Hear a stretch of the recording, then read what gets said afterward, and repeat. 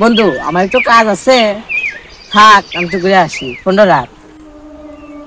একটু তাড়াতাড়ি আসিস। আচ্ছা বন্ধু, ঠিক আছে। আচ্ছা যা।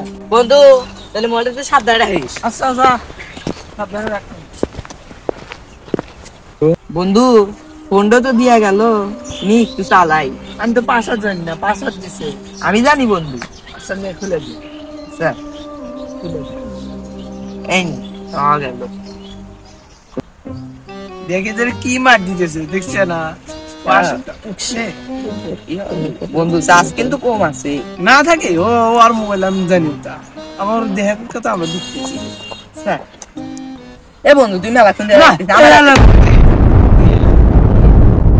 দিয়ে কাম করলি তুই, হ্যালো। মোবাইল দিয়ে গেছে আমার, বিশ্বাস করে তুই এটা কাম করলি তুই।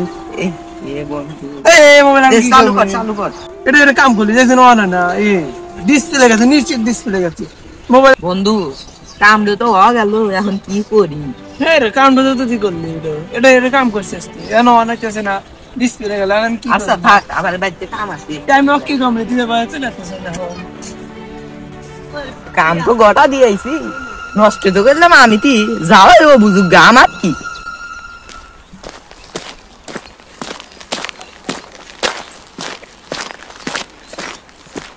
বন্ধু রাখতে রাখলে দাও, ফোনটা দাও।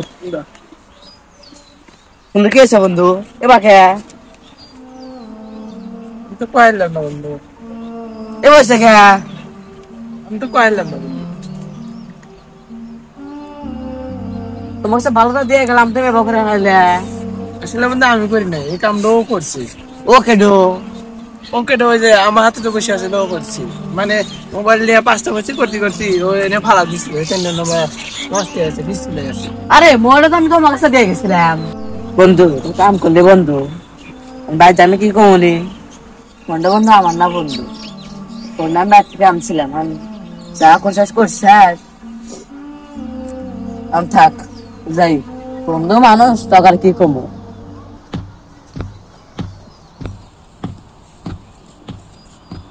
সুপ্রিয় দর্শক, এখন আমাদের কাছে কেউ আমানত রাখলে সেটা আমরা নিজের মনে করে ভোগ করতে থাকি, অথচ এটাই কিন্তু খেয়ানত।